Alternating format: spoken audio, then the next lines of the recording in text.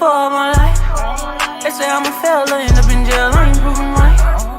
My mama, she told me before, son, you get I understood, but I ain't see the vision. A nigga kept going, and now I'm winning. Some people I put my trust in, try to fuck with my image.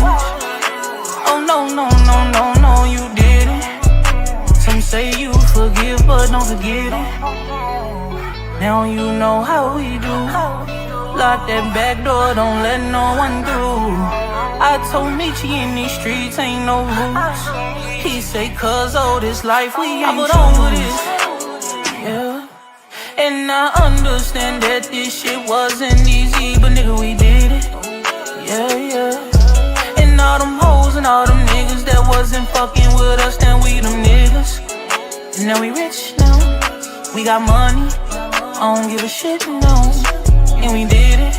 Young nigga come up from nothing, now he getting to them riches. And it's the life of a young, rich nigga. Yeah, I ain't playing with your ass. Nigga, I ain't playing with your ass. You chasing greatness. You got greatness talking to you. Become great.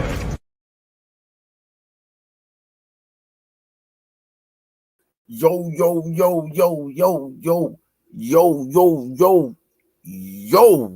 How y'all doing out there? Y'all already know who it is. It's your boys.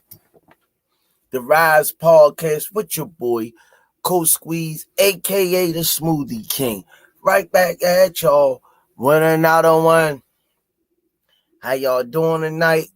I see my boy Ace is the place of the helping hardware store in the building. And all is a house of love. And I learned. Kevin House in the building. Dodge J in the building. How y'all doing, man? I hope y'all had a blessed and safe week, man. We made it again. All right. Waiting for everybody to get in the chat. If y'all here coming in the building, man, make sure y'all smash that like button coming in the door. Let me get the sponsors out of the way. 5-time world champ, 4 different weight classes, first ballot Hall of Famer, Baltimore's own, GTD Promotions. Redesigning minds one mind at a time. We know a mind is a terrible thing to waste. Shout out to www.kanichibad.com. Use code TRP. You'll get 15% off. Also, shout out to www.narslipgallery.org. Go over to Damari's page. Check out his art and his art and his merch. Man, shout out. Rest in peace to Miss Tanya Vandross Williams Jr. John Boy, man. May y'all rest in peace, man. I really miss y'all in the chat. I could feel y'all spirit up in the chat always, man. They was like the first ones on in the chat every night, man. John Boy, man, he contributed to the podcast like it was his own. Miss Tanya, same thing. Man, they truly miss. Truly miss. Shout out to Richie Baby for the fire intro. Shout out to Bad Girls Promotion featuring Miss Nikki, a.k.a. Miss Olivia Pope. She got an event coming up May 17th, 5/17 over Dunbar High School, Baltimore, Maryland, East Baltimore, close to a block adjacent away from Johns Hopkins. And shout out to EOE, Education Over Everything, my brother movement. Shout out the Four Corners Boxing featuring Maurice and Jenny Jones. Go over there to 15 rounds of boxing every Wednesday night. Check them out. Shout out to Just Do Boxing, Hardcore Boxing News, B&B Boxing News for the 5 Johnny Blaze hats. Y'all see him. Appreciate you being Beatboxing News. Under Armour, thanks for all that you do. Don't forget to go down to 1901 Pennsylvania Avenue to get your Shari's Essentials, 12 rolls for $7. Don't forget to go over to the RizePodcast.com. Get your merch, y'all. Get them Smoothie King shirts and be sporting them this summer all over. And shout out the boxing source, Miss Mona, if you out there, Kyle Cool It, everybody in the chat that support us, man, that sponsors us, that donate out of their pockets, their hard-earned money, and it helps the kids travel and the smoothie program. Last but not least, the official gear of boxing. All the fighters wearing it. Me and Senior up in the building too. Y'all can say it with me on the count of 3. 1, 2, 3. Box. Raw. Y'all already know what it is. Stop playing with me, man. It's Friday on the Rize Podcast, man. Do me a favor. Smash that like button on the way in the door. Y'all see what I'm sporting. Till the end.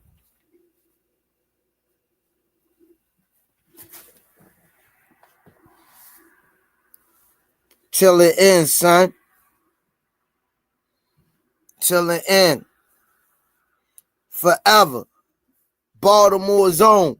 Stand up. Stand up, champ. You still number one in my book, champ. Only one can beat you is you. Like you told him. You already won. You already a legend. Where you came from. You know what I mean? Come on. You know how it is. What it do? Only John 96. GTD all day. Still the best. Yes. Yes. They can hate on them all they want. It's a difference between critiquing and hating.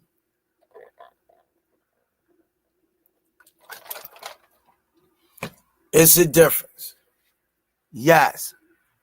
Let me go over here and holler at my family in the chat. Do me a favor. Everybody in here, smash that like button. Come and do the door. Ace is the place of the helping hardware store. Dodge J. Mike Rhyme. Mr. Anderson. Daryl Hopkins. Only John 96. Man, how y'all doing, man? Qualmain Love. What it do, champ? Yeah, man. Who y'all like? Who y'all like this week? D1. What it do? D1 JBT. What up, fam? It was a pleasure meeting y'all guys at the meet and greet, man. It was an honor and a privilege. All funny videos. Y'all smash that like button. Come and do the door for me, champ. Yeah, man. Salute, Daryl Hopkins. Yeah, D1. I hope you enjoyed yourself, man, at the meet and greet, man. That was nice. That was nice. I think we should do that again. I even like that location, D1. That was like a nice, candid location. Kareem Hassan, what it do, champ? Brother Kareem Hassan in the building. Trying to let some people get in, man. Hope y'all weeks went all right, man. Hope y'all had a blessed week. Everybody safe. You know.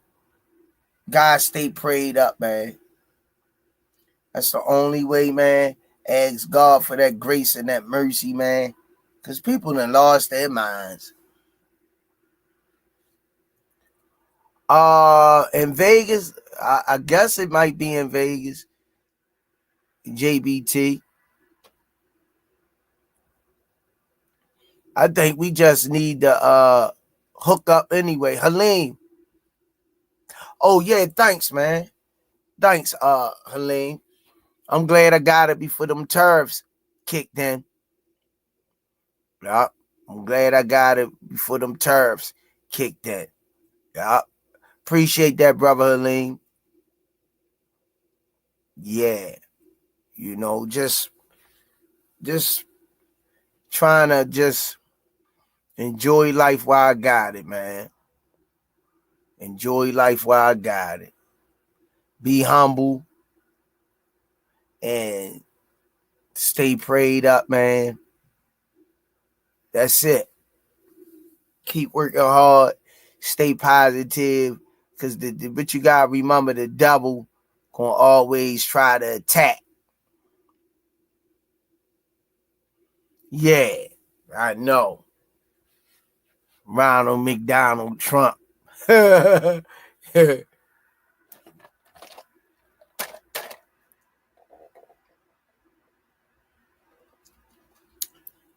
Yeah. Ace, how does GGD break an opponent down and figure out how to land the knockout shot? It varies. You figure it out by reading their body language and setting it up and timing, explosiveness, speed is power. So all of those things go into the box of LW. Everybody smash that like button. All of it, the timing, man, and working on stuff in the gym. It's a combination of things. And mind over matter. All that goes into the components of getting a knockout. Definitely. Travarius Bowles, what it do? Stretched Out Boxing. The Rize Podcast is in the building. Hit the like and subscribe before you comment. Appreciate that, Stretched Out Boxing. Yeah, all of that goes into it, man. And something you can't coach, desire. You gotta have a desire to and the grit, you know, it just gotta be in you. It gotta be a switch that you turn on. So that's the recipe for the knockouts. What up, Travarius Bowles? Hanging in there, man. Staying humble, staying prayed up. Being humble and thankful, man. That's it. All funny videos. What you think about Keyshawn trying to make a statement? That's why he wants to fight Edwin. I like it. I like it. I like it, man. It's the fight game. You know, I think everybody should fight everybody. I think everybody should fight everybody. Yeah. Ain't nothing wrong with it. I think everybody should fight everybody. Yeah. That's how I feel about it. Yeah. It's the fight game. If you in a division and the stat is 135 is, you should, man, if I fought at 135, I ain't gonna lie, I would sweep the division, man. Keyshawn number 2 in the 135 if he beat Evan. Della Santos. Yeah, we'll see, man. We'll see. Yeah. We definitely will see. Yeah. So, everybody should fight each other, man. Mason versus Pitbull Cruz. That's who they talking about. I drive old cars. What it do? Pitbull Cruz. I'm peeking at that South Carolina and Texas. Don Stanley and them going back to the championship. Don Stanley, a class act, man, not to jump off the set. Third national championship appearance in 4 years. If she ain't GOAT status, Edwin been off too long. He should have took a tune up first. Andy Senior, man. Brashy McClendon.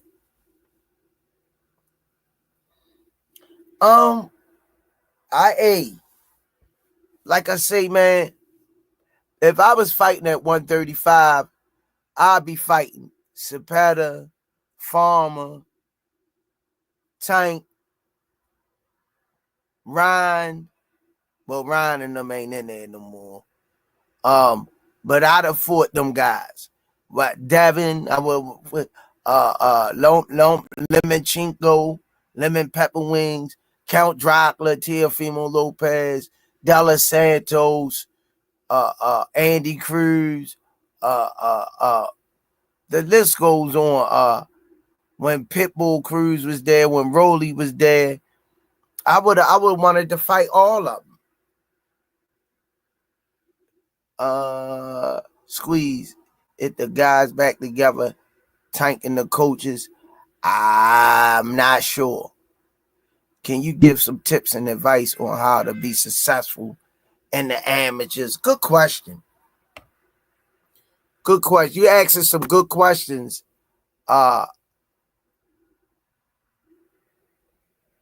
Ace. We got another Ace in the building. A younger version.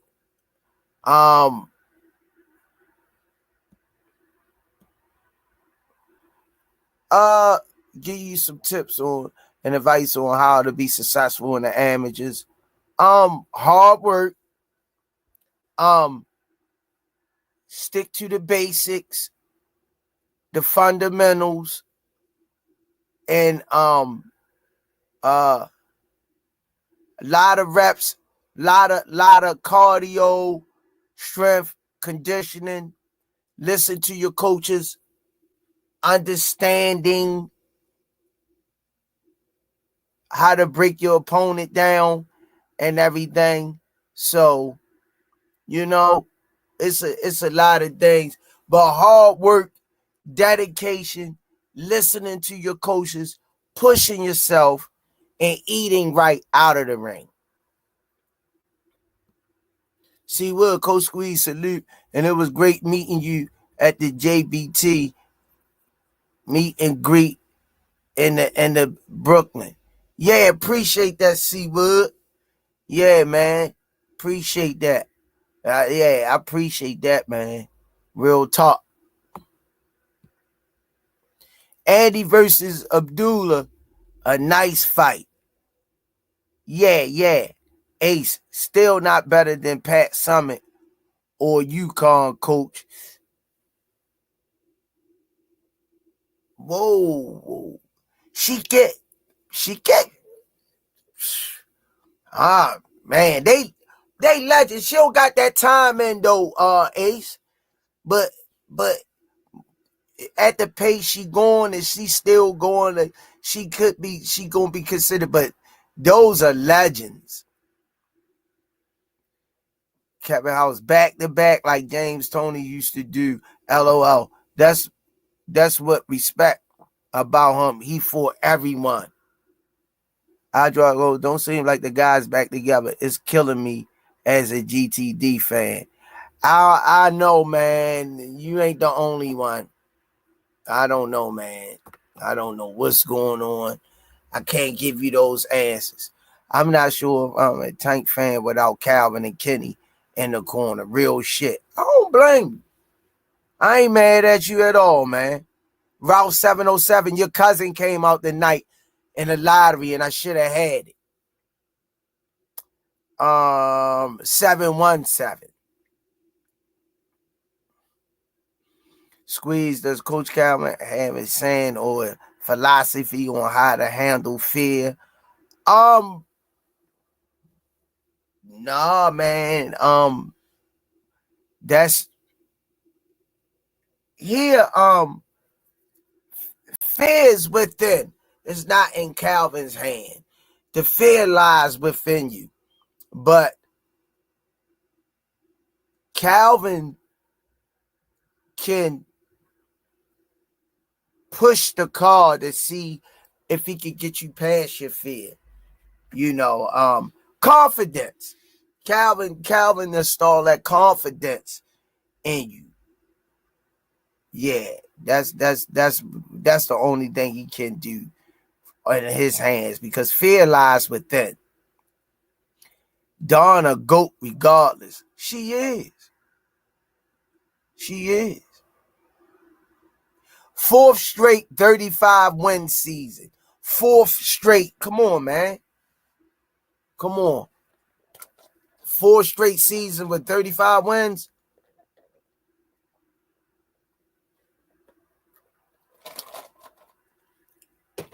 She would say hit that like button. Who y'all like this weekend, man? Let's get into our picks. I see everybody in the chat starting to come in.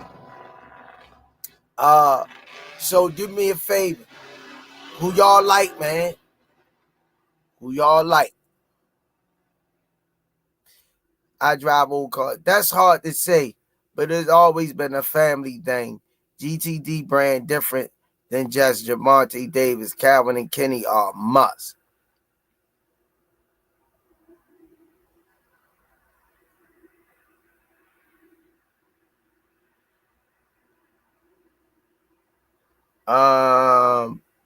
Hit that like and subscribe, y'all.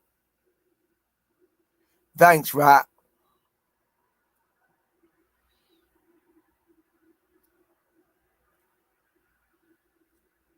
Yeah, James Raw, how you doing, Coach Sqeeze? And yes, Don the GOAT, GTD forever, my guy, regardless of the circumstances.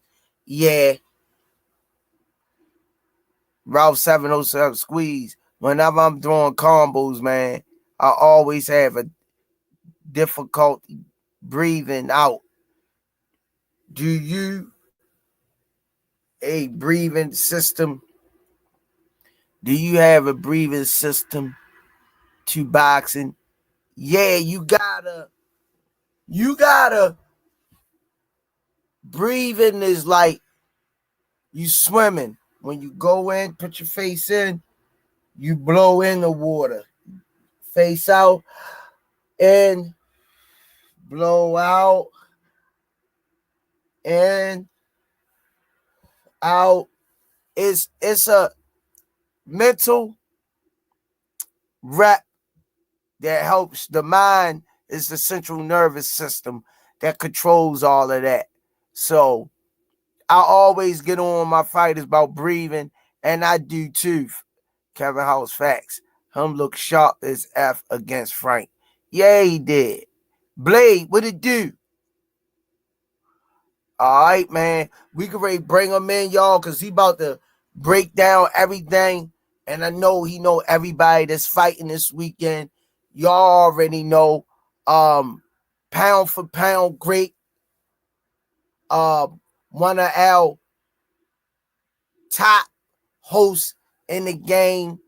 First ballot podcaster, Hall of Famer, father, husband, family man, and a big follower of the Rize podcast, because he don't mess with anybody like that. I'm just telling y'all plain and simple. He don't get down like that, so don't even try to come for him. The one, the only, the incomparable. I call him, his name ain't McQueen, but I call him the wizard of boxing. Oh, Sqeeze.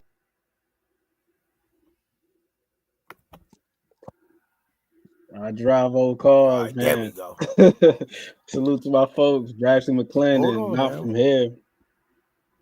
Oh yeah, Blade, there my we go. man Ralph. You know, I had to have my Mets gear on today because it's opening day at Citi Field.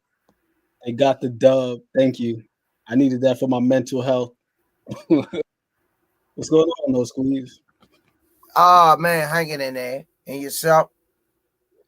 Chilling. Just ate. That's what took me so long. Senior, I got to give my man Senior his credit. He sent me the link extra early before 9 o'clock. Oh, I had to eat my good. chicken and rice. Now I'm talking to you, and I got boxing on another tab. Yeah, They got an that's event what's going on up. in Houston right now, Red Isle Boxing. Oh yeah? Yes, sir. So it's on the zone right now. Right now, they got a 4-rounder on. 2 guys I ain't never heard of, but I ain't mad at it. Anytime I get to see anybody throw hands, I'm excited about that. It's somebody on here not from here,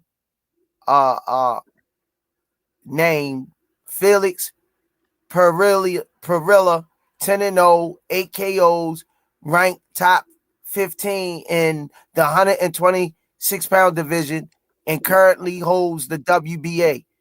You know who that is? Felix No, sir. But I'm about to do my due diligence right now. Perilla. Parrilla. Perilla. Or Parrilla. It's probably Padilla because he's Hispanic, so you know them 2 L's. Felix. It ain't the L, it's the Ia. It's Felix. First I've name. been on my Duolingo as of late, so I've been learning a little bit.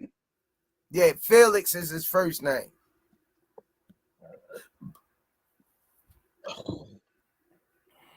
This guy just got dropped, Sqeeze, in the second round. Damn.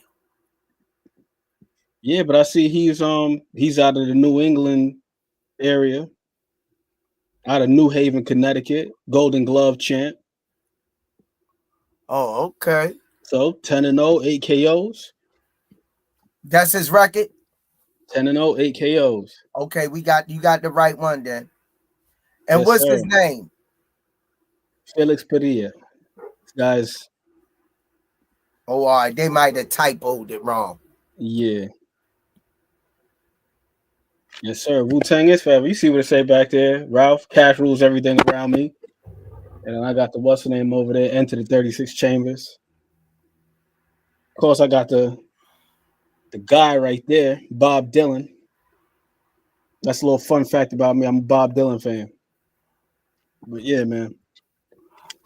We got an exciting weekend of fights, though, Sqeeze. We got a lot of fights going on tomorrow.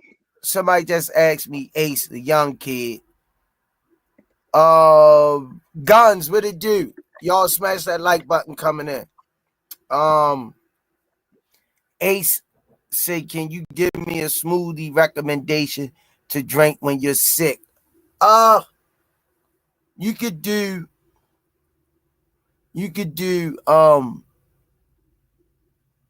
banana, garlic from the market, fresh garlic clove from the market and the produce, and as much as you can stand, and ginger, and let the watermelon be your electrolyte. Mix them together and drink on that, and that'll knock that cold right on up out of you. Yeah, you gonna sweat too, Ace. I gave you the banana because I know you can't go hard like me. I don't need the banana. I can go straight up greens. I would put greens in there, garlic, and the ginger. I might do a little honey in it or some coconut water or something like that. Electrolyte. You gotta have electrolyte. All right, Ant, let's jump on the picks for this weekend. Run it down for the people in the chat. Everybody want to know. You got it. All right, so I guess we'll start with the top ranked card. Let me do my little search real quick and go to the event. Look at the whole card. I know Richard Torres Jr. and Guido Vianello, them dudes are going to be in the headline. They're going to be in the main event. Sammy Contreras Jr. versus Robert Jimenez. That's to open up the bout. I mean, open up the card. That's going to be a 4-rounder.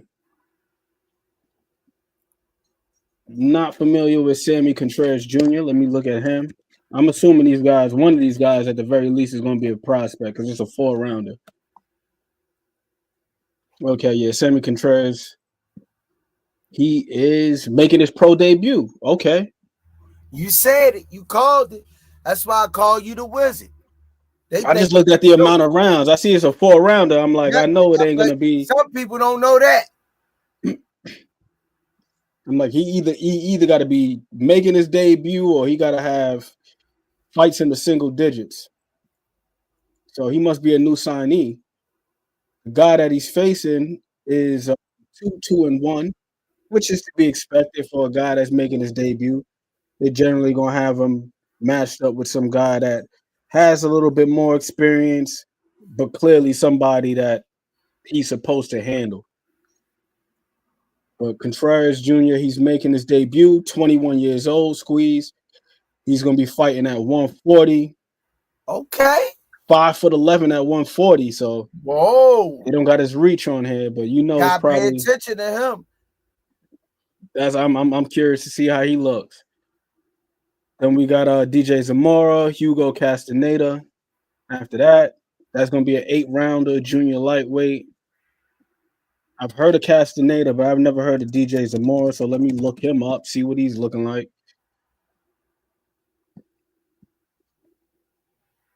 Okay, so he's 15-0, 10 knockouts. Southpaw fighting out of Vegas.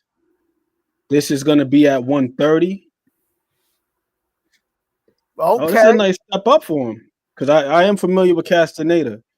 Castaneda is 15-1-1, 73% KO ratio. So this is a nice little scrap right there between them two dudes. We're going to see who propels themselves and maybe potentially becomes a player at 130 in that fight. I don't have a pick in the fight because I haven't watched Zamora fight. We got Jihad Tucker, guy I'm familiar with. Pretty good fighter. What weight class Jihad Tucker fight in? Jihad Tucker is fighting at 160. Okay.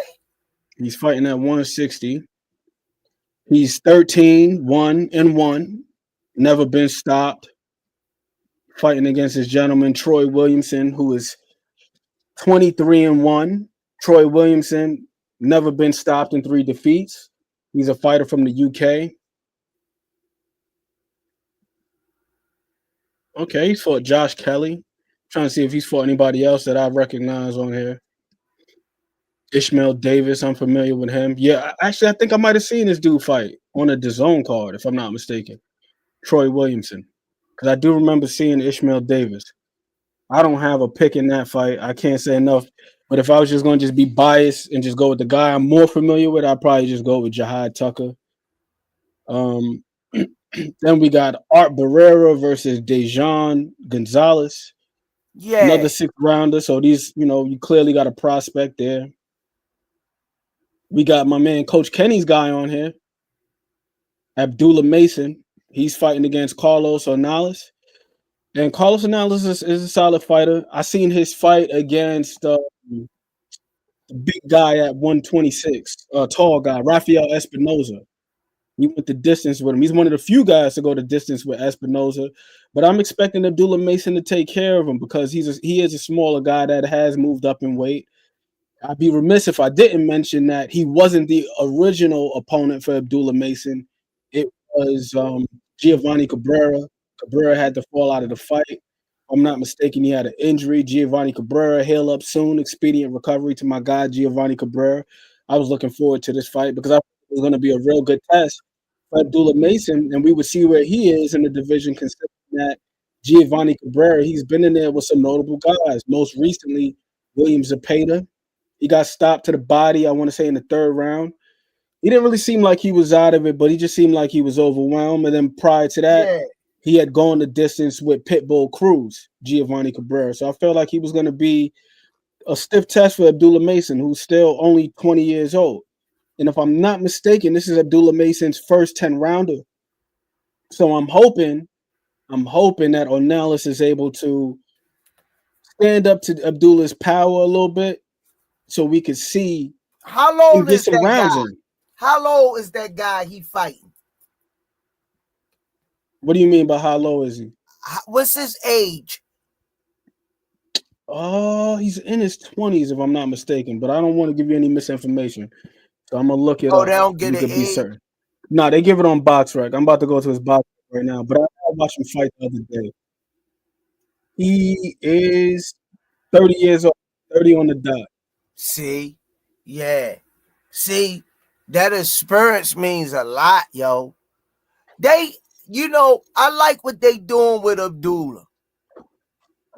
Now, you got to be careful when you get these pull-out fights and somebody else come in and you ain't Facts. really studied for them. You don't know nothing about their power. You got Facts. 20. You basically got 24 hours or 48 hours to watch them a little bit if they do.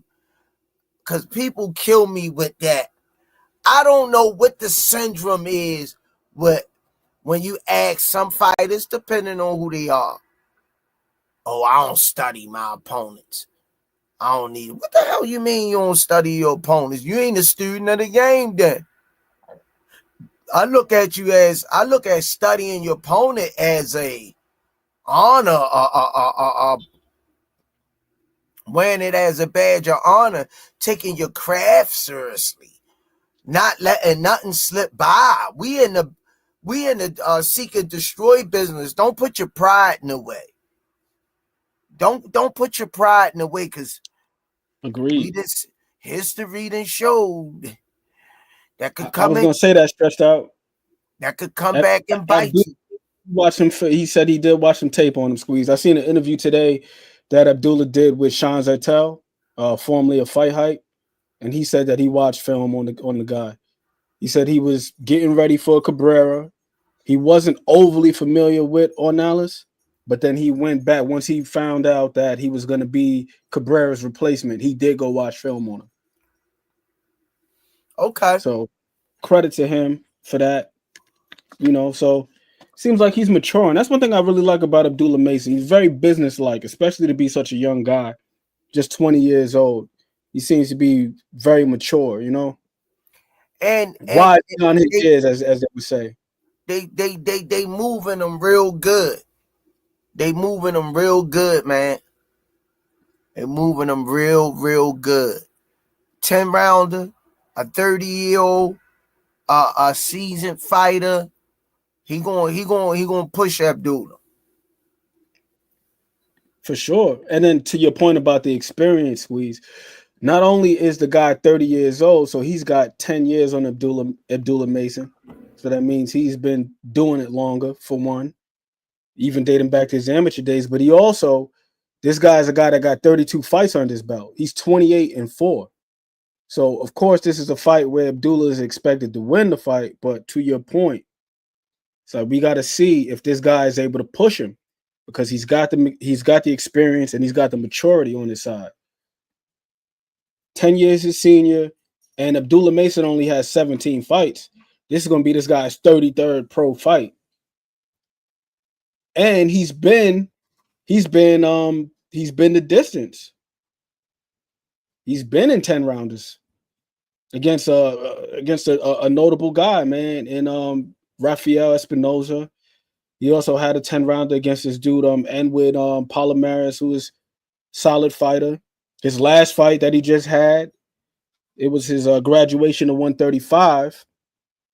The guy that he was in there with was 16-0. He went 10 rounds with him. So I'm excited to see what's going on with Abdullah Mason. I believe he gets it done, but yeah, I like the way they're moving him as well. Then we also got Albert Gonzalez, aka Chop Chop. He's fighting the dude Dana Coolwell. Dana Coolwell is a solid fighter. I think he's very fundamentally sound. It's no frills, it's no bells and whistles, no special effects. You know how they say straight up and down, no special effects. He got good positioning, good balance, nice usage of the jab. He prefers to stay long and fight from the outside. Pretty sneaky counter puncher. He was most recently in there. I'm not sure if you've seen the Mike Tyson Jake Paul card, but he was on that undercard. He fought against Shushu. And he gave Shushu a pretty good fight up until a point. Shushu, being the guy that he is, he took over. But Dana Coolwell is no pushover. Albert Gonzalez, he's another guy who's a prospect that Top Rank is looking to push. I'm trying to think of who he's with. He might be with Robert Garcia. You know Robert Garcia.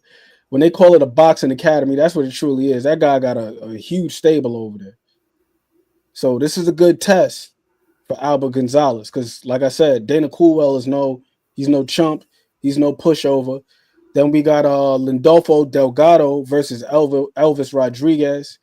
Elvis Rodriguez, as far as what I've seen, he's been looking like he's the goods. He's been every bit of, But talented as he's been advertised. Let that sink in. 30-something fights, a 30-year-old dude, last minute, seasoned, very well seasoned. When you bite into that meal, you definitely gonna be satisfied with the seasoning. And Abdullah Mason stepping into the ring on last minute call with these type of dudes is risk taking. It's risk taking. 17 fights in. We seen Abdullah get dropped twice.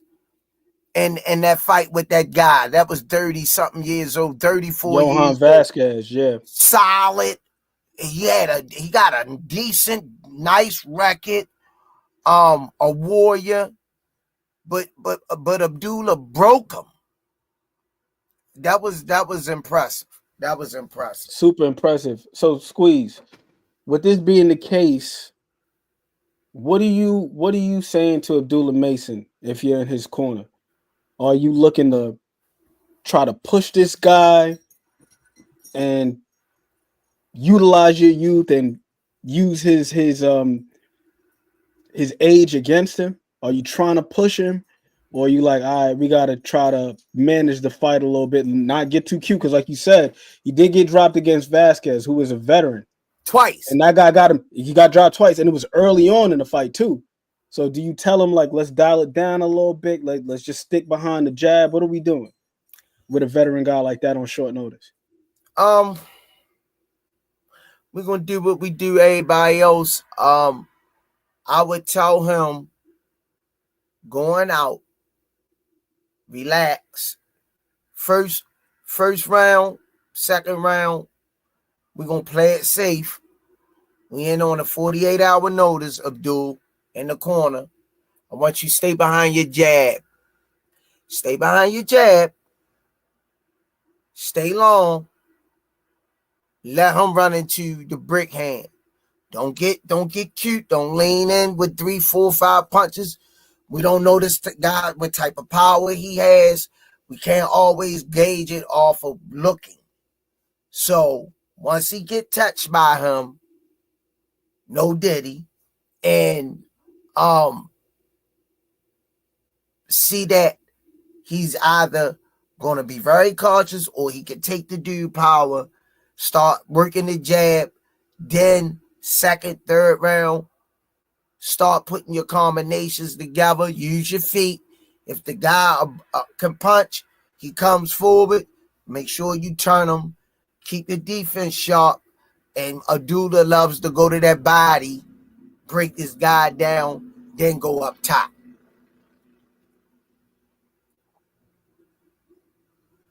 I like that. And I not only to echo your sentiments, I also have to add this as far as using the jab is concerned. I'd like to see him stab him to the body. Take that gas. You know what I'm saying? When you're going to use the jab, use it high and low. Stab him, take his gas, and try to drown him. Maybe I would say around 6. And to my guy, I drive old cars point. You got to get them rounds in, man. Got to get them rounds in. That's going to be imperative. I've seen the interview that Stretched Out Boxing was referring to, and Abdullah was saying that he's eyeing championship contention either by the end of the year or as early as 2026. So with that being the case, you can't afford to go from never being past 8 rounds to now all of a sudden you in a championship fight with one of the top dogs, and you ain't never been past 6 rounds before. So I think it behooves him. It's going to be to his benefit to be able to get some rounds in. I'm not saying he got to carry this dude and play with his food. That's why I'm hoping that Ornelas can give him the type of challenge that he needs, the type of resistance that he needs. Make him think a little bit. Make him be a little bit more cautious and make him be a little bit more, I don't want him to be apprehensive, but just tactful. Because like you said, that just going in there and just throwing crazy and just trying to press the dude out, that's how you got clipped the first time. Just going for it too early. So you just take your time. You got 10 rounds to work with. And he spoke about this in that interview that I just referenced. He was saying that one of the things that he learned from sparring with Devin Haney was that the pace at the pros is different. It ain't like the amateurs where you only got 3 rounds. So you ain't even worrying about how clean and how effective your work is. It's you just out there just scoring points. Boom, boom, boom. You just letting your hands go. It's like, nah, you got more rounds. You got more time. You can set your shots up, pace yourself. You don't got to go for it every second of the round. So I'm curious to see how he approaches the fight. Well, that's the young in them, the young side in them. You know what I mean? Being eager, anxious. It's just a matter. That was just a matter of him listening to his corner and them giving them the right instructions, because he's coming to the ring well prepared. That we know for sure, and great conditioning and everything.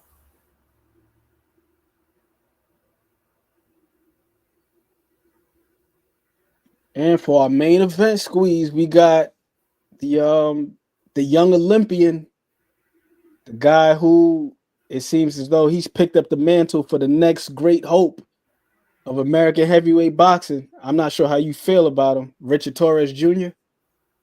Yeah. Richard Torres Jr., he a good story. He a good American story. I just think he get hit too much for me. He's strong, he's solid, he's young. I root for people like that to be able to live out their dream, but to be able to establish himself an identity in the heavyweight division is essential for him. So I'm looking for Torres to keep growing with each fight. All I want to see from Torres is growth. I don't want to see him repeating the same style, far as when I mention style and his aspect, not growing with each fight. Yeah. But I think it may be a little bit difficult for him to change his style up, considering that in most of these fights, he's at a deficit in terms of dimensions are concerned. Because he's a little bit on the small side as a heavyweight. He's only about like 6'1". Reach is only but so long. You see a lot of these heavyweights nowadays, man. These some big jokers. It's not like the heavyweights back in the day, like Rocky Marciano, 5'11", Floyd Patterson, like 5'10", 5'11", 185 pounds. George Foreman was considered a big dude, and he was like 6'3". You know what I mean? Nowadays, got some tall dudes up here, man. Even Usyk is, who's considered on the small side, is like 6'3", 6. So My it's fear with tricky. him, is with his uncanny style. Him getting clipped and really getting hurt in the ring by somebody that's way more bigger and massive than him. So he definitely need to use his youth. He got to press the issue. And he got to clean that style up that he got. Because I don't think it's going to work in the heavyweight division for him too good. When he's in front of certain opposition. Tough guy. Great story. But I need to see growth. I mean, it's already happened to him. It's already happened to him. Not in the pro ranks. Not in the pro ranks, but in the amateurs. I don't know if you ever seen the fight that he had in the IBA World. This is a couple years ago. Quarterfinals, he faced a guy from Uzbekistan, Jalalev. Dude stretched him. Caught him with a clean 1-2 from range, right on the button. Slept like he was out cold. And I'm like, man, I don't. To your point about his style, at the top level, man, it's going to be tricky. It's going to be tricky. The guy he's going to be in there with tomorrow night. Guido Vianello. Guido got a nice punch on him. I had the opportunity to see him last year at the Hulu Theater. And this guy's right hand, it was sounding crazy.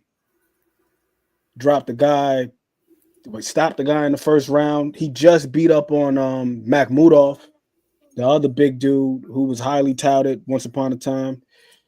He almost got Efe Ajagba out of there in the fight before that.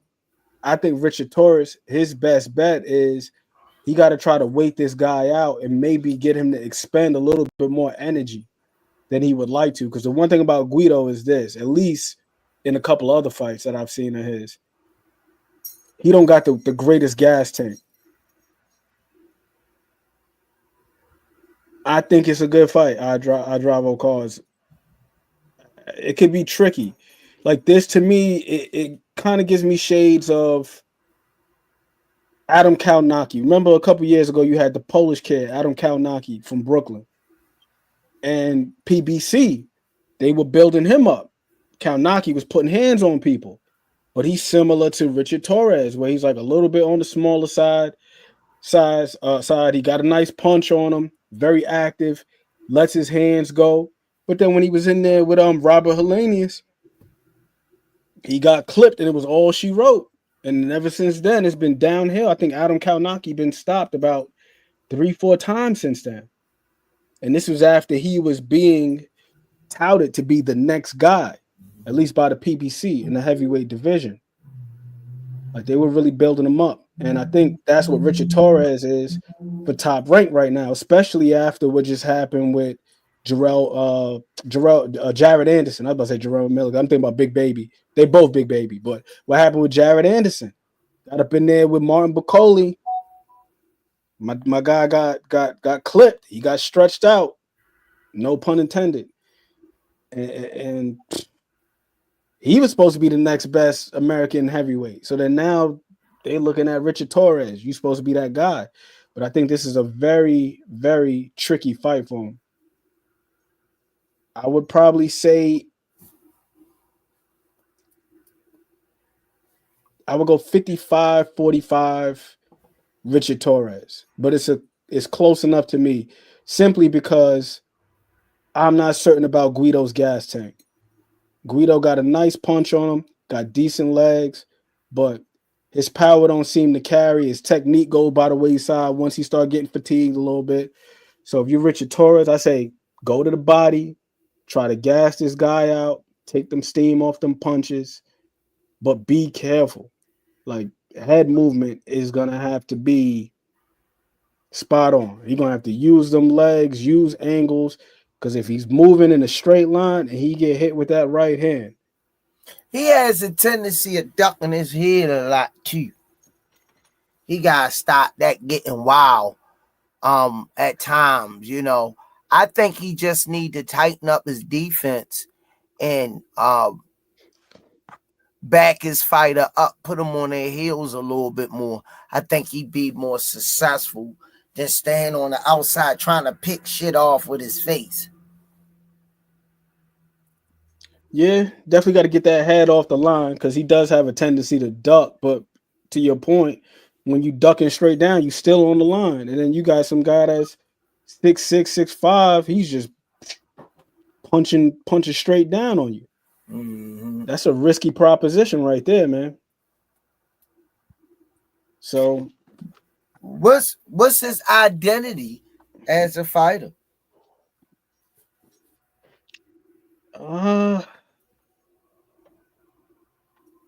He's an action guy. That's all I know. He's like an all action guy. All action guy. I'm over here looking at this other card that they're gonna have on tomorrow night too. What we got?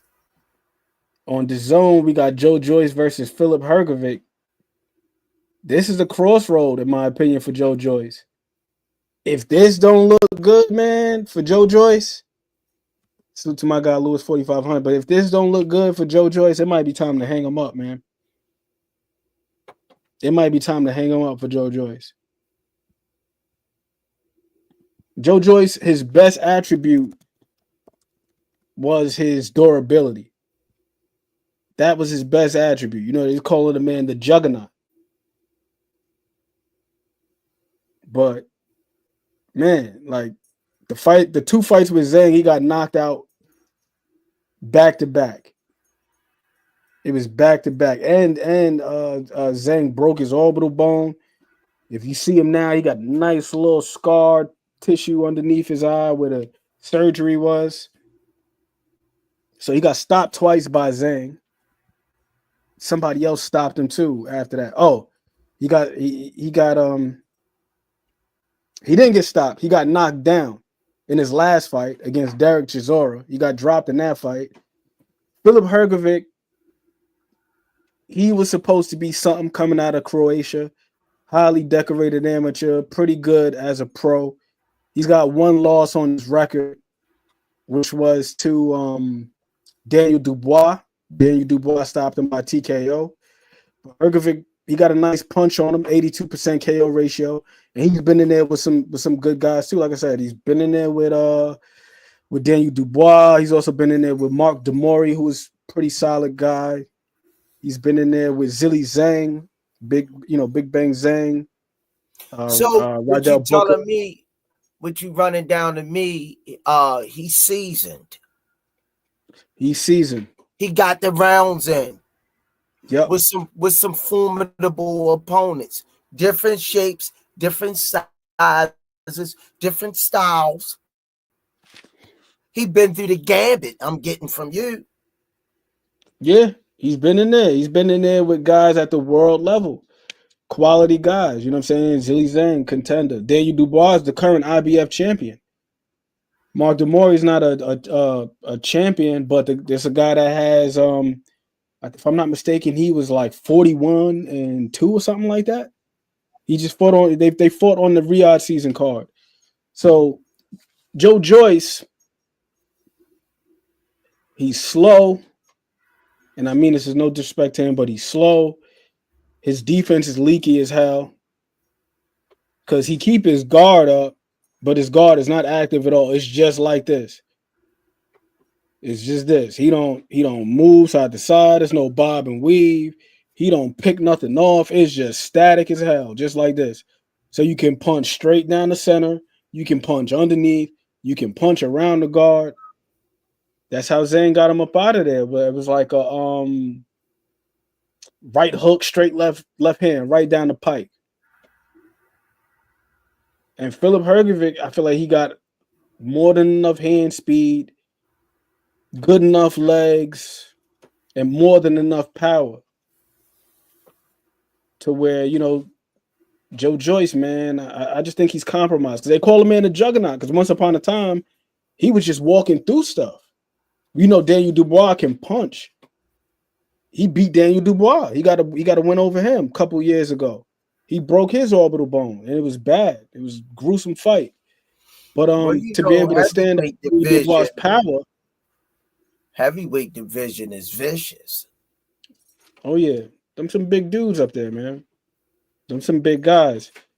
But that was once upon a time. And you know how it is, though, Squeeze. When you got some of them guys that they rough and rugged, like Ricardo Mayorga, them dudes that don't mind taking punches. It seemed like once that chin starts to erode, it's a wrap after that.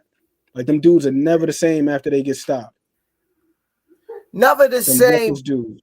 Never the same. What about Big Baby Jerry? And never the same as in what? Like some people, it angers them when they come back and they correct their mistakes and they come back even harder. Yeah, I mean, it's one thing if you got caught with something and it was just some folly on your part that was exploited, but it's another thing where nothing ever changes. And such is the case with Joe Joyce. Joe Joyce been stopped twice. Nothing has ever changed.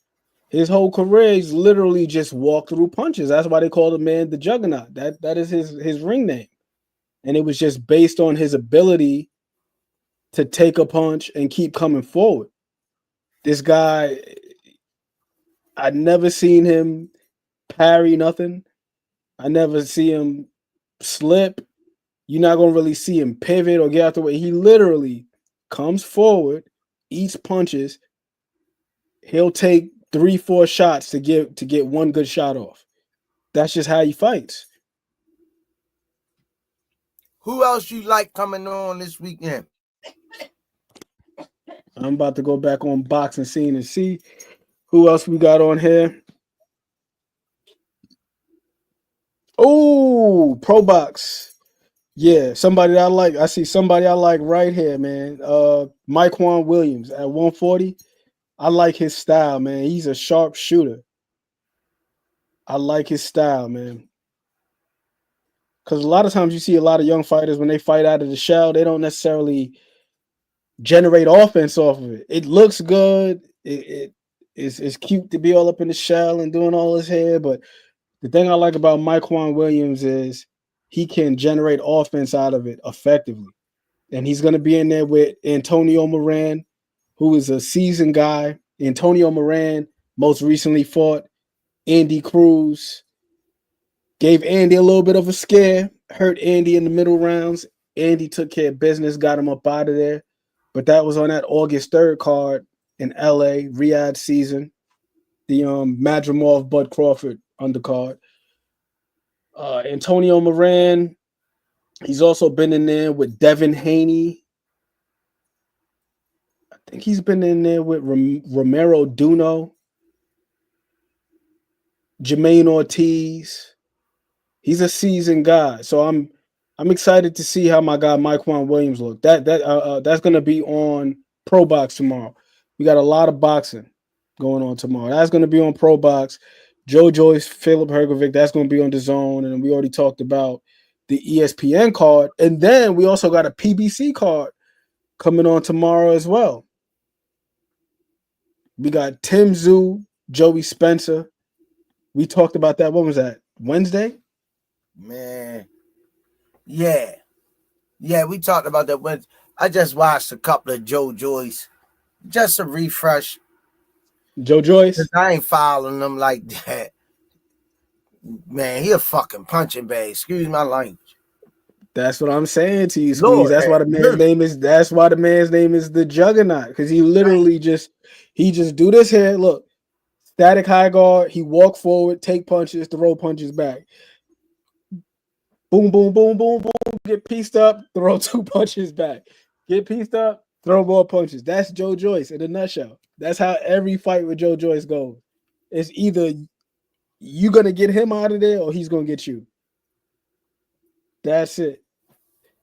There's no game plan.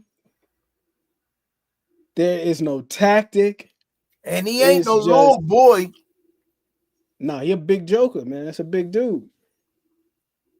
He can punch though. Joe Joyce got power. He's slow as hell though. He looked like a heavy bag against Zhang. Nah, Zhang beat the Zane hell out of him. 2 times. The second time was even quicker than the first. First time, I think Zane got him out in 6 rounds. Second time, it's like within 2 rounds. And the second time was way worse because he dropped him face down. Damian Larkin wants to know, who does Errol Spence return against? I don't know. But I see Robert Garcia was saying that he would like to train him if he's healthy. Oh, Crawford? Oh, you said Crawford disrespected him? I You seen talking it. about the Hall of Fame talk? I seen it. I mean, that's Crawford's opinion.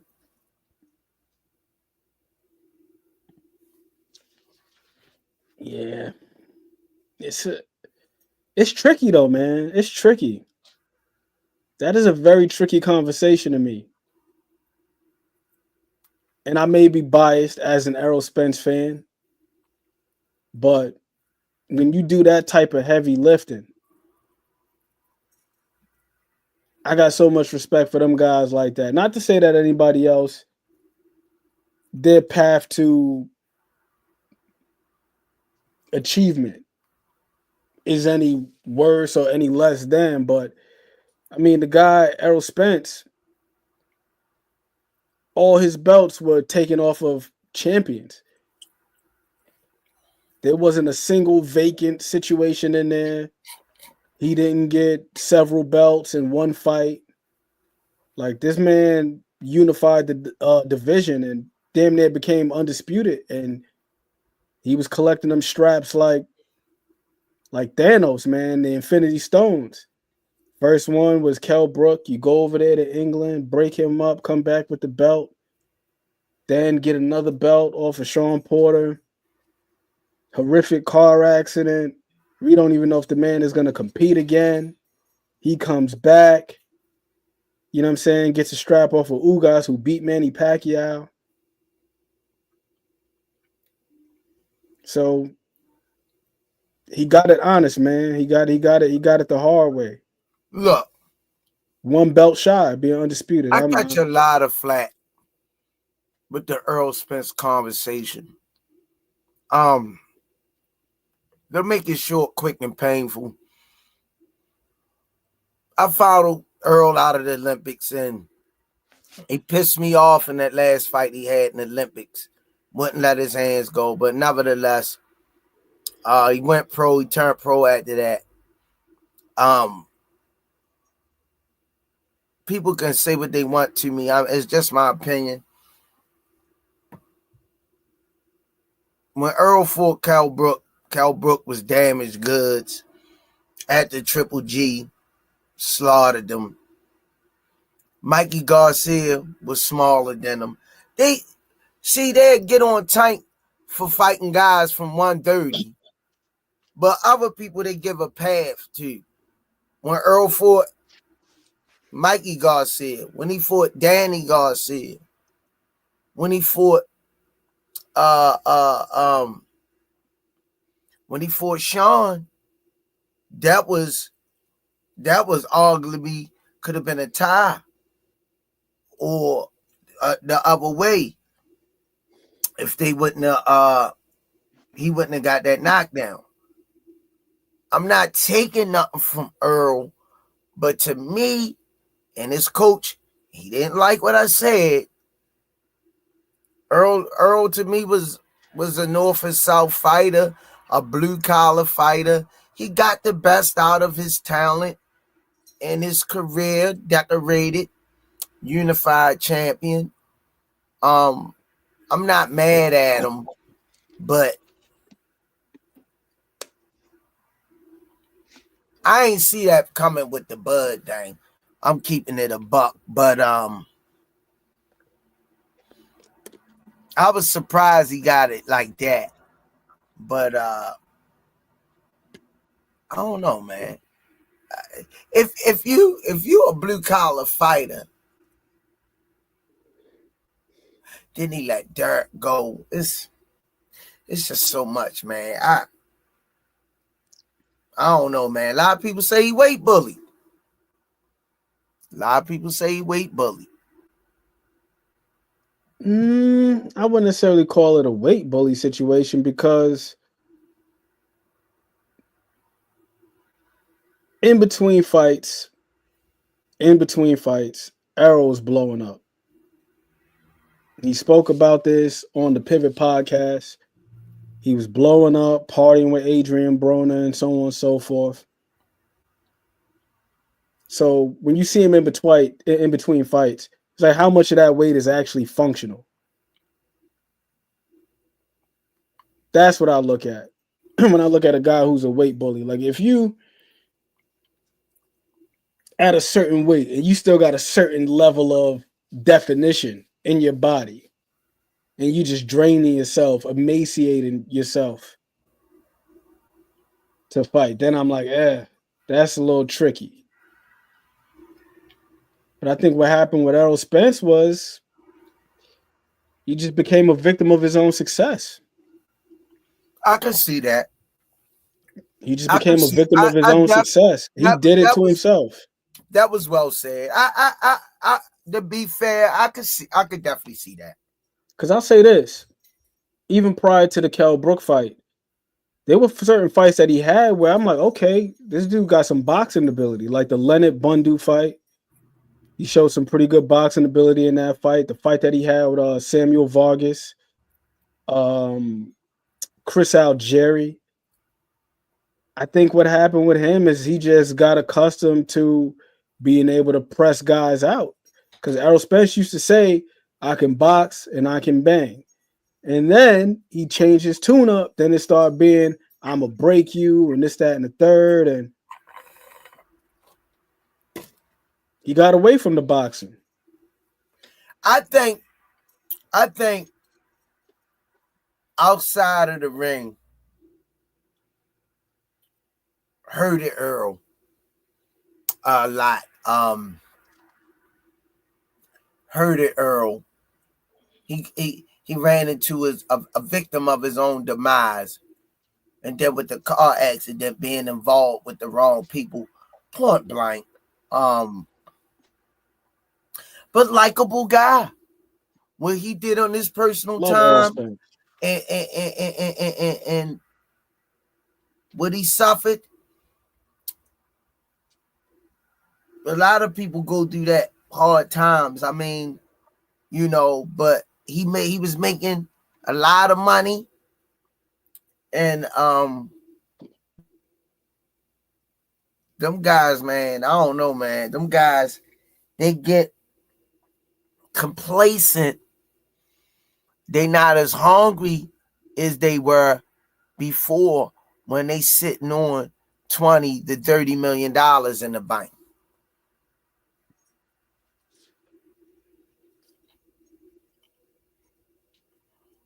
Is it just complacency, or is it struggling with, a new lifestyle? So you go from being in this space over here to where you don't have access to certain things, you don't have the resources. Because it's very easy to get caught up in something for certain things to just become habits. Like the partying and this, that, and the third. The girl. I think another thing too is this. Oh man, my thought just escaped me. No, because he seemed like a lot of these guys are still disciplined to a degree. Like when they got a fight lined up, you see these guys, they come in, they make weight, and so on and so forth. But I think it's more so about like being disciplined outside of camp, being disciplined when you don't got a fight lined up. Because to Errol's credit, even with all of the partying and everything that he was doing, the man never missed weight. Not once. Even if it was to his own detriment as far as, not being able to perform his best, but he's never missed weight. So he has been professional in that regard, and he has shown discipline in that regard. But it's like, what are you doing when you're outside of camp, when you don't got a fight lined up? So it's like, is this a job? Is it your lifestyle? Or is it like a combination of the two? Like, are they married? Those two things, lifestyle and career. Well,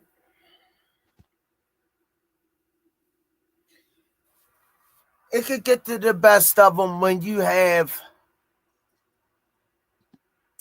He fought his way to the top. Can't take that from him. Everybody gonna analyze your career regardless. That's just the nature of the business. But I just knew that Earl didn't have enough to beat Crawford. I followed Crawford very closely through his career when he first came through the door. Crawford just had too many tools in his toolbox for Earl. But kudos goes out to Earl on my part for making that big fight happen, calling them and making Al Heyman make that fight happen. Because Bud say Al Heyman didn't want him to fight him. But he say Earl bagged him. So kudos go out to Earl. And I got mad respect for him that he was willing to step in there with the best in the division. Yeah, and he put it on the line every single time, man. I've always felt I drive old cars as a Errol Spence fan, and I got a lot of appreciation for Bud Crawford because he broke my heart several years ago, 2019, when he clipped my guy and got him out of there in 9.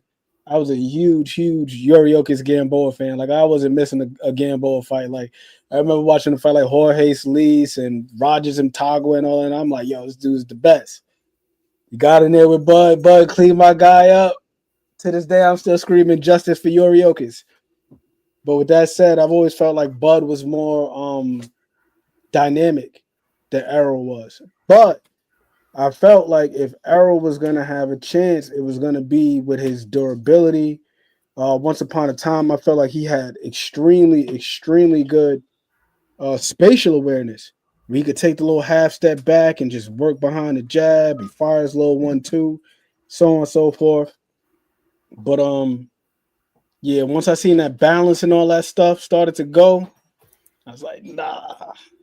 That was Errol's always had an issue with that overextending with his backhand, with his brick when he thought his left would reach a little bit. Come clean, throwing that body shot across his body. His lifestyle out of the ring caught up with him. His lifestyle out of the ring eventually caught up with him. And the difference with Bud don't abuse his body. Yeah, he's a Spartan. Bud is a gym rat, and he always working, because he want to be the best at what he do. Yeah, Errol issued a message to the young fighters recently. I'm not sure if you've seen it, but he was saying that drinking was the worst thing that he had done. Cornbread going crazy, but he was saying that drinking was the worst thing that he had done, and he would advise other young fighters and other athletes not to drink. He was saying that was the worst thing he did in his career.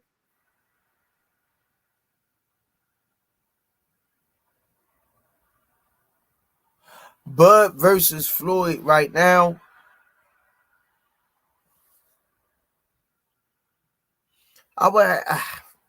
Right now, I can't even answer that, Damian Larkin, because I'm a diehard Floyd Mayweather fan and diehard Bud Crawford fan, but we all know how invested Floyd be in when he fighting these fights. Floyd don't play about his money. I was lucky to get this picture with Floyd in Vegas.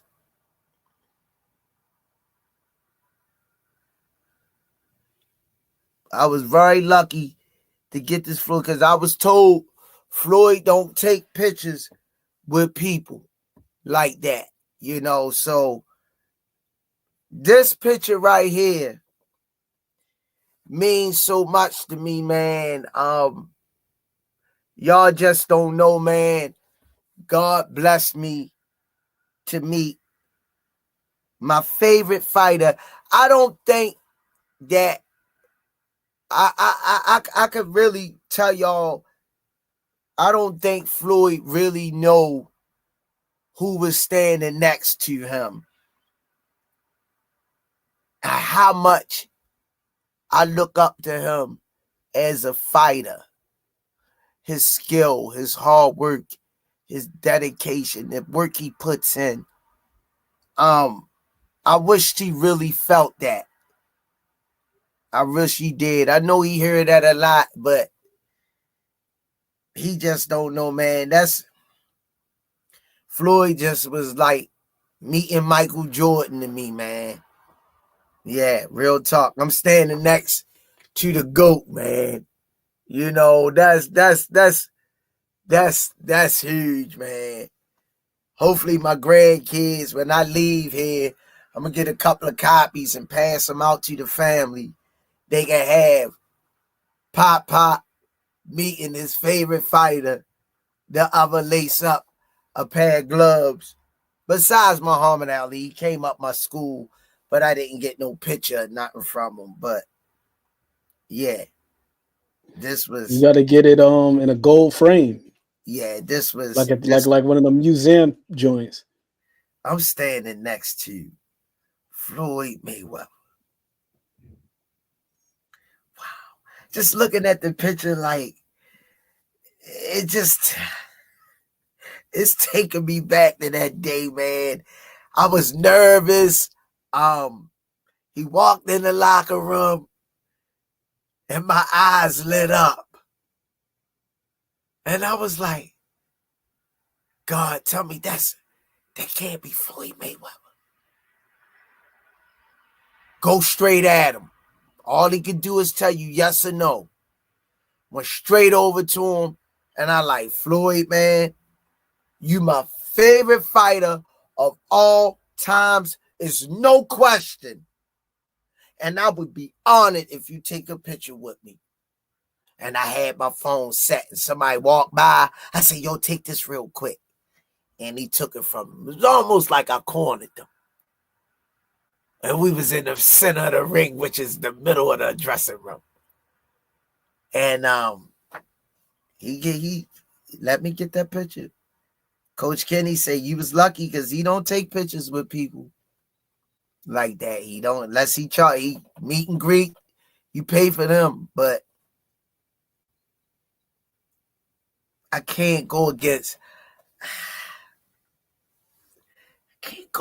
Floyd, yo. And I love me some Bud, yo. I can't go against Floyd, yo. I can't do it, yo. I can't do it. Don't ask me that again.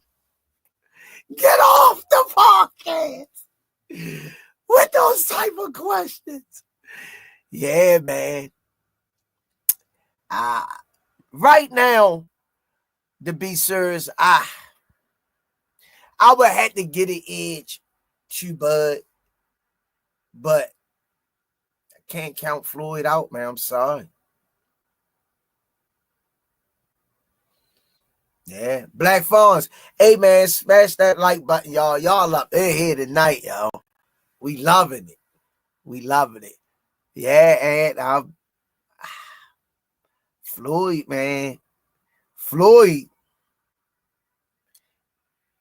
he would give it his all, train, but let's just do Floyd when he was fighting. Let's put Bud where Canelo was and them times.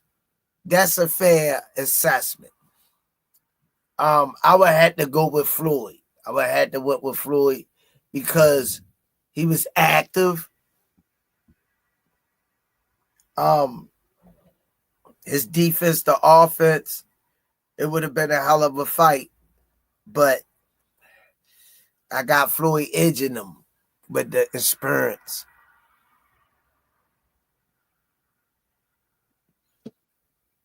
You said prime for prime. Well, we don't got to go to 135 or 147. How about meet somewhere in the middle, 140?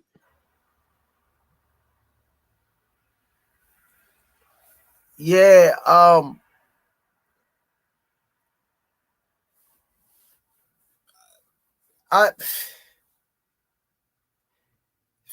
this is tough, man. I'm looking at the stop. Floyd a fucking monster, man. Bud a monster, but damn.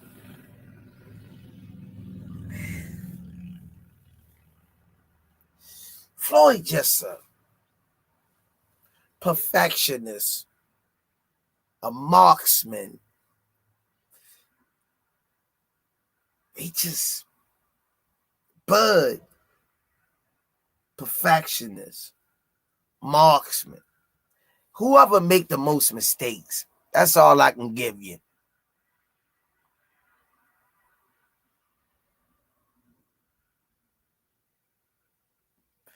Black Fawn say prime for prime. Floyd beats Bud.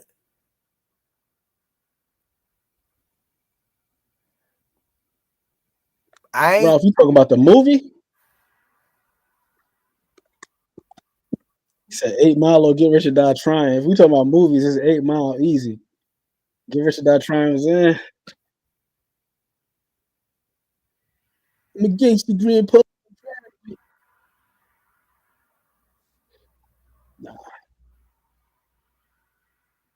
Nah.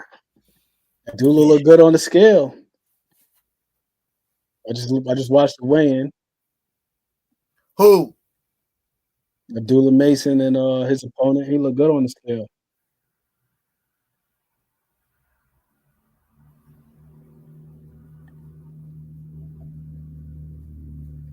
Then I'm imagining Floyd when he was younger, when he was pretty boy. I'm picturing that style to the Floyd Mayweather. Is damn. Floyd my best of all time. And you know I'm a Bud diehard Bud fan, but Floyd just I watch Floyd, man. Floyd teach you so much.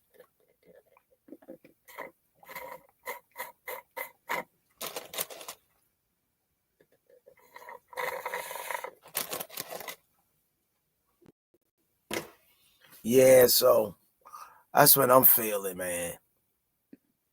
That's what I'm definitely feeling. Yeah. I'm gonna tell you something. The night he fought Shane Mosley and Shane caught him with that right hand. Twice. I was cheering for Shane Mosley. Oh, okay. I was like, there you go. And then as the fight went on, I was like, I ain't had no words. I was just holding my face. I said, damn. I was a big Shane Mosley fan at the time. Shane Mosley fan. My reaction was I was scared half to death for my life. I was hyped. I was like, you would have thought I got caught. I couldn't breathe. And then when Shane got whooped on by Vernon Forrest, I damn near cried. And then that's when I learned like not to be too invested. Not to be too invested. It's too stressful, man. It's too stressful. I know one thing.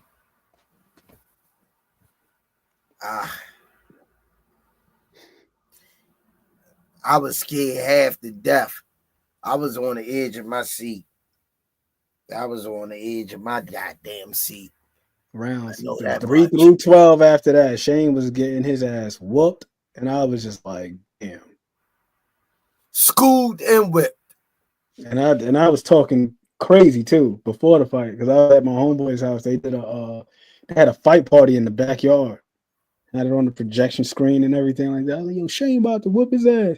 And then that moment happened in the second round. I said, see, I told y'all. And then round 3 through 12, I ain't talked the whole time. I damn near threw my hamburger out. I was like, it's like, damn, he did it again. So that damn Floyd Mayweather did it again. I wasn't a fan of Floyd like that, but that guy is phenomenal. Phenomenal. I feel the same way about Bud, man. Like, wasn't still not like a huge fan, but I'd be lying if I say that dude is not one of the top 5 fighters in the world. Who? Terrence Crawford. I'm an Errol Spence guy. That dude is. But that damn Terrence Crawford, man, he's a bad dude, man. He's a bad dude. He is a bad dude. Sensational. Nah, I wasn't a super Floyd fan like that, man. I wasn't. For whatever reason. I don't know why. It's probably because everybody else liked him. I always been a Floyd fan since the amateurs. I followed Floyd from the amateurs. Yeah. Whenever I heard Floyd fighting on TV, I was in the house every chance I got to watch Floyd fight. It was must-see TV for me. And when I used to go outside after the fights, we'd be fighting on the street without boxing gloves, with no headgear, no mouthpiece, on the sidewalk. I was doing my Floyd Mayweather impersonation.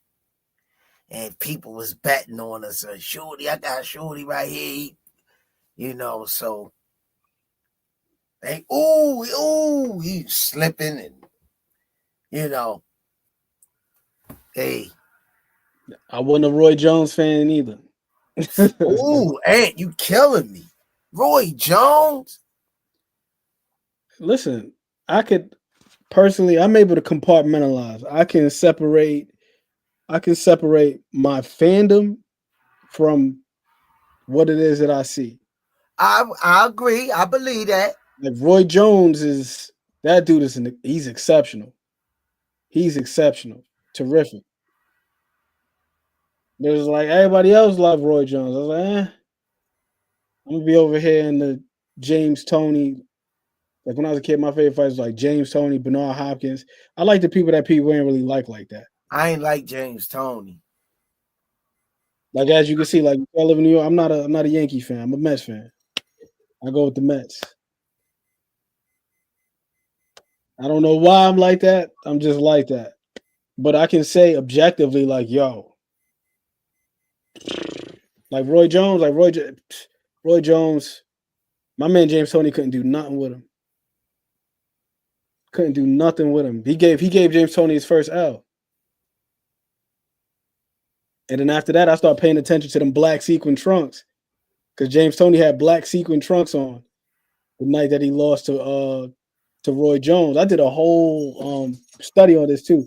You look at the amount of guys that have lost in black sequin trunks, Sqeeze, it would astound you. Yo, Cornbread, chill out. You wilding out. He don't like my Floyd Mayweather comments. He a Floyd Mayweather fan. Yeah, smart. Smart. But yeah, Floyd is exceptional. Ridiculous, yo.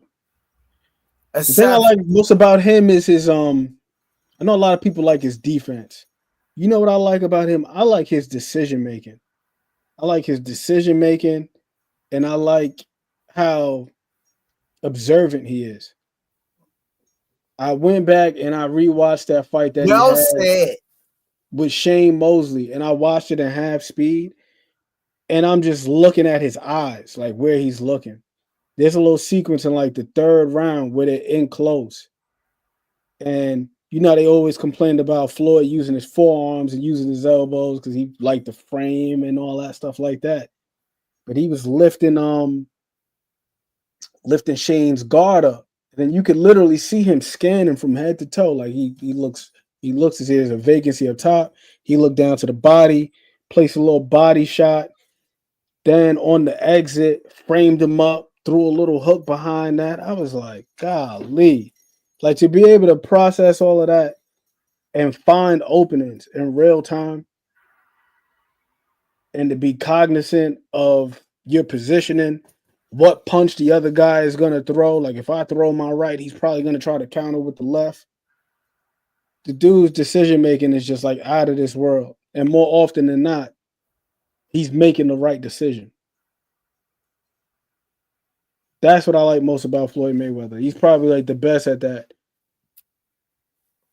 than I've seen of probably like any other fighter. I'm like, yo, how he's placing shots, how he's picking his shots, what shot to throw, even with the pull counter. For the longest time, I couldn't understand like how he was able to get so many guys with the same damn punch.